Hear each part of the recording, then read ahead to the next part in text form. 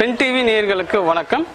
Subscribe பண்ணாதவங்க subscribe பண்ணுங்க. Subscribe பண்ண பிறகு பெல் ஐகான் பட்டனை வந்து கிளிக் பண்ணுங்க. அதில் வந்து ஆல் நோட்டிஃபிகேஷன் ஒரு ஆப்ஷன் இருக்கும்.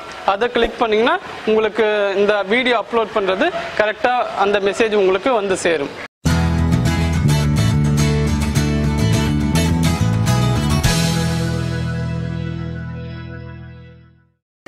வணக்கம்.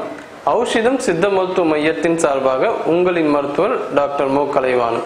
இந்த பகுதியில் என்ன பார்க்க போறோம்னா, மூச்சு திணறல் பற்றி முக்கியமாக பார்க்க போறதால இதை முழுமையாக பார்க்கவும் ஸ்கிப் பண்ணாமல் பாருங்க. இந்த மூச்சு திணறல் பார்த்தீங்கன்னா எளிமையாக நம்ம வந்து சுவாசம் உள்ளே போகுது. அப்போ வந்து நமக்கு தெரியறதில்லை, எந்த பிரச்சனையும் சுவாச பாதைக்கு இல்லைன்னா நம்ம மூச்சு உள்ளே போகிறது வெளியே வர்றது நமக்கு தெரியறது கிடையாது.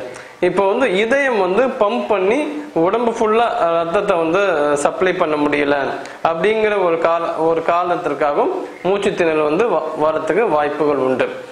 எடை வந்து அதிகமாக தூக்கும் போதும் எடை தூக்க முடியலை அப்படின்னு ஒரு பெரிய ஒரு நார்மலாக இருக்கிற மனிதர்களுக்கு அப்படின்னு காரணத்துக்காலும் பார்த்தீங்கன்னா அவங்களுக்கு வந்து மூச்சு திணறல் வரும்.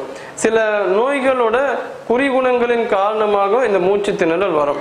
ஆஸ்துமா இருக்கிறவங்களுக்கு அது வந்து ரொம்ப அந்த தீவிரமான நிலையில இருக்கும்போது அவங்களோட சுவாச பாதை வந்து சீராக இயங்காது. அவங்க வந்து மூச்சு விடுறதுக்கே ரொம்ப கஷ்டப்படுவாங்க. அவங்களுக்கு வந்து மூச்சு திணறல் ஏற்படுறதுக்கு வாய்ப்பு உண்டு.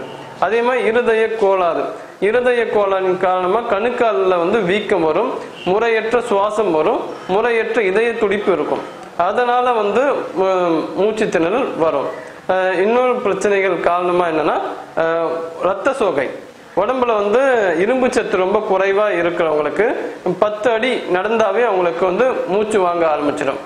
இதுக்கான காரணங்கள் பார்த்தோம்னா, உடல் எடை வந்து அதிகமா இருக்கிறது, அதே மாதிரி புகைப்பிடிக்கும் பழக்கம் வந்து அதிகமா இருக்கிறது, உணவில் ஏற்படக்கூடிய அலர்ஜியும் ஒரு காரணமா இருக்கு. அதே மாதிரி உடம்புல நோய் எதிர்ப்பு சக்தி குறைஞ்சாலும் இந்த மாதிரி பிரச்சனை வரும். உடம்புல வந்து எங்கேயாவது வலி அதிகமா இருந்தாலும் இவங்களுக்கு இந்த மூச்சு திணறல் வரும். ஸோ இந்த மாதிரியான காரணங்களாலையும் மூச்சு திணறல் ஏற்படுறதுக்கு வாய்ப்பு உண்டு. மூச்சு திணறல் வரும்போது பாரம்பரிய முறையில் என்ன மாதிரியான சிகிச்சையை நம்ம எடுத்துக்கலாம்னு பார்க்கும்போது, மஞ்சள் எடுத்துக்கலாம். மஞ்சள் வந்து 1/4 டீஸ்பூன் ஒரு மிதமான சூடு உள்ள தண்ணியில் வந்து நம்ம கலந்து குடிச்சிட்டு வரலாம்.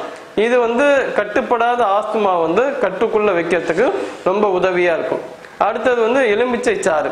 இதை வந்து சர்க்கரை கலக்காமல் நம்ம வீட்டிலேயே செஞ்சு நம்ம குடிக்கிறது நல்லது. இது வந்து என்ன பண்ணணும்னா, சுவாச பாதையை வந்து சீராக்கும், சளியை தங்காம பார்த்துக்கும். சாத்துக்குடி வந்து கூட நம்ம வந்து எடுத்துக்கலாம். அதே மாதிரி கடுகு எண்ணெய். கடுகோட எண்ணெயோட சிறப்பு பார்த்தீங்கன்னா, அதுவும் பார்த்தீங்கன்னா சளியை வந்து உடம்புல சேர விடாது. ஸோ கடுகு எண்ணெயில் கற்பூரத்தை கொஞ்சம் பவுடர் பண்ணி அதில் கலந்துட்டு அதை வந்து நுகரும் போது அதனோட ரியாக்ஷன் வந்து மூச்சு திணறல் வந்து கட்டுக்குள்ள வந்து வைக்கும். இன்னொன்று வந்து தேன் வந்து இருமலை உண்டாக்கக்கூடிய அந்த பாக்டீரியாவை அழிக்கக்கூடிய தன்மை வந்து தேனுக்கு உண்டு. அப்போ அந்த தேனை வந்து நம்ம வந்து இன்டர்னலாகவும் எடுத்துக்கலாம், அதையும் நம்ம நுகரவும் செய்யலாம். அதன் மூலமாகவும் இந்த சுவாச பாதைகள் வந்து பிரச்சனைகள் அதிகமாக பார்த்துக்கும். மூளை உட்பட எந்த உறுப்புக்கும் ஆக்சிஜன் வந்து சரியா கிடைக்கலன்னா கூட இந்த மூச்சு திணறல் வந்து ஏற்படும்.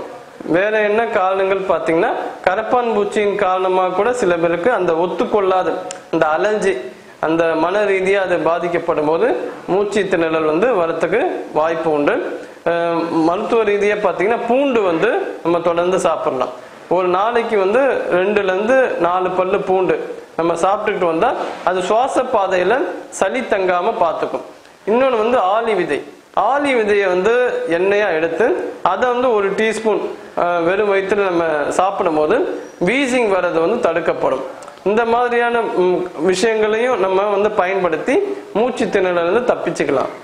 இப்போ மூச்சு திணறல் வந்தவங்களுக்கு என்ன ஒரு ஃபர்ஸ்ட் எய்ட் பண்ணணும்னா, மூச்சு திணறல் வருதுன்னா அவங்களுக்கு பின்பக்கம் போய் அந்த முதுகு பக்கத்தில் இருக்க விலா எலும்பு இருக்குல்ல, அந்த பகுதியில் கொஞ்சம் நல்லா 2 கையை வச்சு அழுத்தம் கொடுக்கணும். அழுத்தம் கொடுத்து மேல் நோக்கி ஒரு புஷ் பண்ணணும். அது புஷ் பண்ணும்போது வயிற்றில் இருக்க அந்த வாயு வந்து மேல் எழும்பும் போது தொண்டையில் ஏதாவது உணவு சிக்கிக்கிட்டு இருந்தால் அது வெளியே வரும். இதுதான் வந்து மூச்சு திணறலுக்கு உண்டான முதல் உதவி. ஸோ மூச்சு திணறல் வராம இருக்கக்கூடிய காரணங்களையும் நீங்க பின்பற்றணும். உடல் சார்ந்தும் சரி, மனம் சார்ந்தும் சரி, நம்ம ஆரோக்கியமா வச்சுக்கிறதுக்கு நம்ம முக்கியத்துவம் தரும். ஏன்னா மனக்கவலை, மனக்குழப்பம், மன சஞ்சலம் இதனால கூட மூச்சு திணறல் வரத்துக்கு வாய்ப்பு உண்டு. அவங்களாம் மூச்சு பயிற்சி பண்ணலாம், பிராணாயாமம் பண்ணலாம், முத்திரைகள் பயன்படுத்தலாம், தவம் செய்யலாம். இந்த மாதிரி எளிமையான முறையில அவங்களோட உடலை ஆரோக்கியமா வச்சுக்க முடியும். நன்றி.